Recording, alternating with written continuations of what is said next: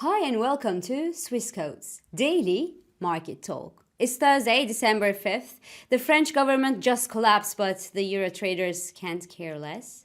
The Fed Chair Jerome Powell said yesterday that the US economy is in a remarkably good shape, but the Fed those can't care less. And OPEC Plus is about to delay its production restoration plans to reverse the price weakness in oil, and the oil bears can't care less.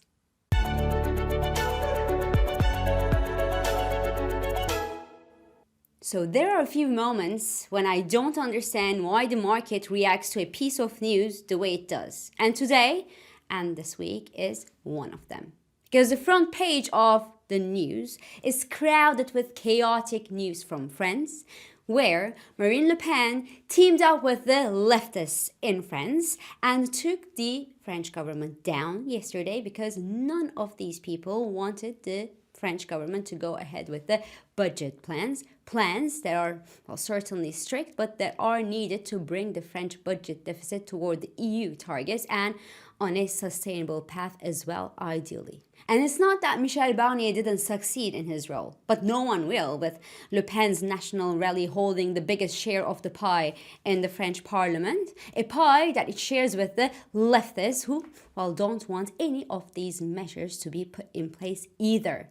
And Macron's party is in a minority position in the parliament and is not in a position to pass any bill right now. So whoever will replace Barnier, who is a man who is known to everyone in Europe and who has an excellent track record, by the way, in politics, will be facing the same problems than he did. France today has become ungovernable. But who cares? Because the euro dollar was around 105.10 when the news broke yesterday night and is trading around the 105.26 level right now. The markets are not open yet at the time I'm talking here, but the total absence of a reaction or bad reaction from the euro traders, hence that it won't be a bloodshed in stock and bond markets either. So the message that we get is clear. Chaos feels better than the stability that was proposed to France and to the French. What now?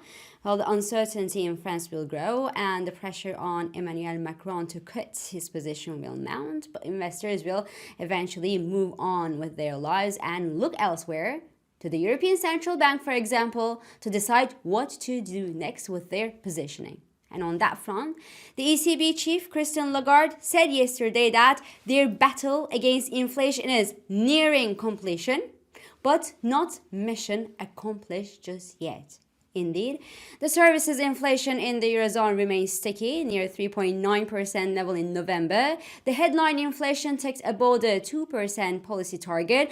Gas prices have been rising recently, and the US is now threatening Europe with tariffs. So in this jungle of unknowns, the cautious option for the European Central Bank would be a 25 basis point cut this month, instead of 50 basis point cuts, even though some continue to believe that the ECB should deliver that 50 basis point cut to give support to politically and economically suffering member states. As per the euro, the resilience to the French chaos strengthens support near the 105 level and should eventually allow the pair to further rebound. The key resistance here to the September to November sell-off stands at the 106.72 level, which is the major 38.2% Fibonacci retracement. So until that level is reached, the euro's recovery will not raise any major questions regarding the medium-term trend against the US dollar. Now, of course, the US dollar leg of the euro dollar trade is as, if not more, powerful than the euro leg itself, and their sentiment among the US dollar bulls is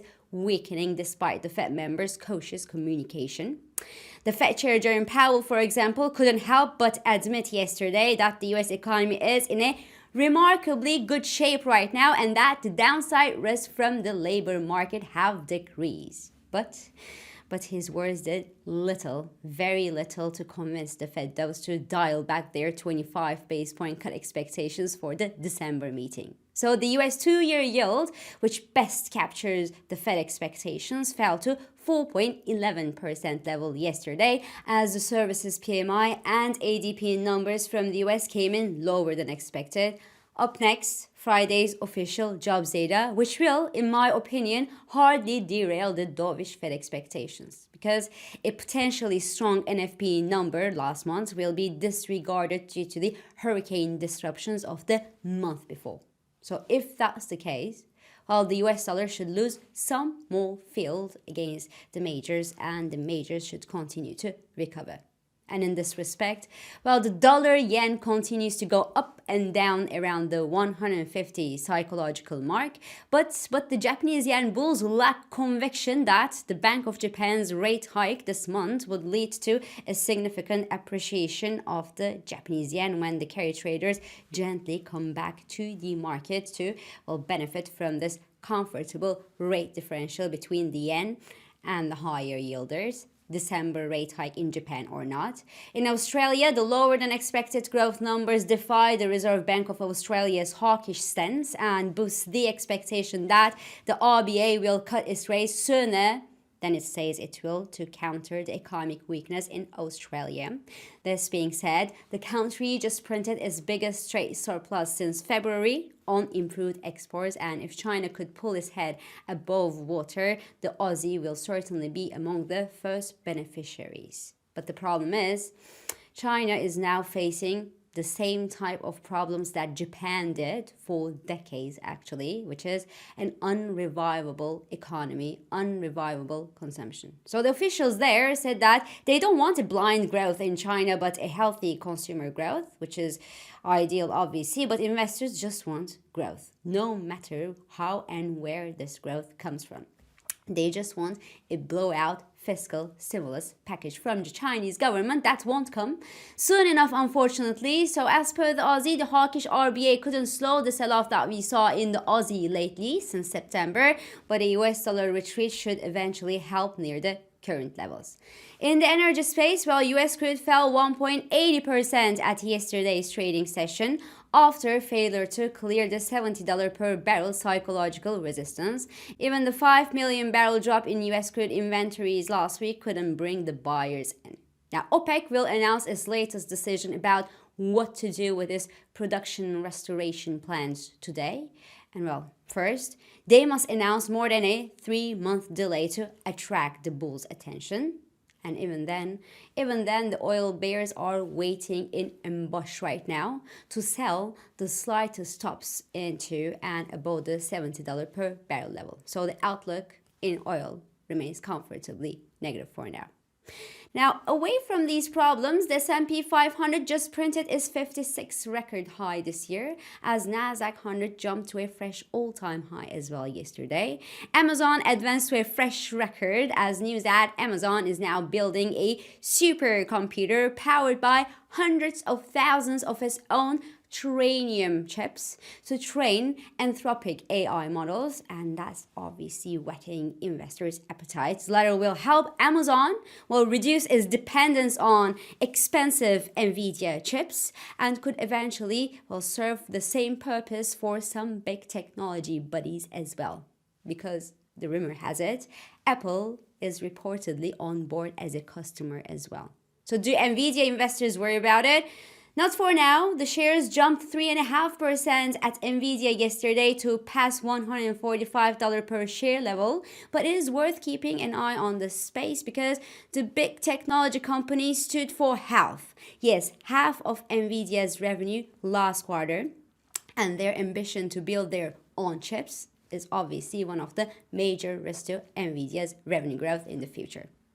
So this is all for today. I'm İpek Özkardeşkaya and thank you for joining me and thank you for all your beautiful and supportive comments. I hope this episode of Market Talk has been helpful and it has been insightful to you. So please do not hesitate to leave your comments, your reactions and your questions below as usual. Follow us on Instagram, on X and on LinkedIn for regular market updates. Subscribe to our YouTube channel for daily market comments, and please don't forget to hit the like button on these videos to let us know that you enjoy them. So I will see you again tomorrow, and until then, good day trading.